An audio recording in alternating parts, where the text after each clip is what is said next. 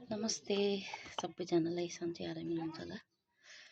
मैले आज माइग्रेनको अनि त्यसपछि यो बिपी बढ्ने यसको औषधि बेस्ट औषधि हो।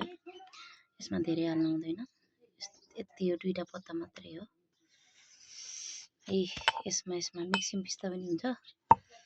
यसरी यसमा मेरो मसँग कुट्ने हो, त्यही भएर कुट्ने यसरी यसलाई कुटेर बुझ्नु भएन भने कमेन्ट गर्नु होला। त्यसरी पिसेर मेरो बुढोलाई इन्डियामा इलाज बहुत गरियो, 2-2.5 लाख खर्च भयो है।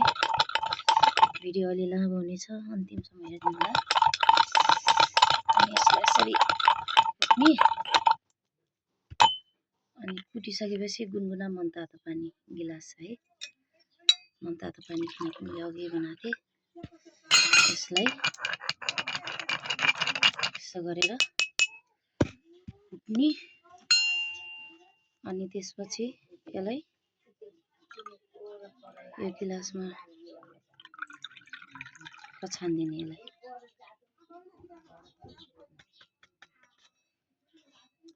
ऊ पनि हुन्छ क्या यो कलरा पनि।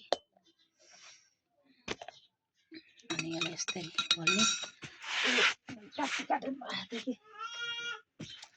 एउटा काटीलाई चाहिँ 3 छाक गराउनुपर्छ यसरी काटेर है।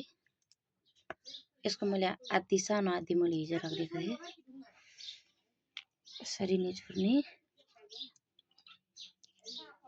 काट्थे है। मेरो बुढोलाई धेरै ठिक भएको कि धेरै आराम भएको यो खाएपछि।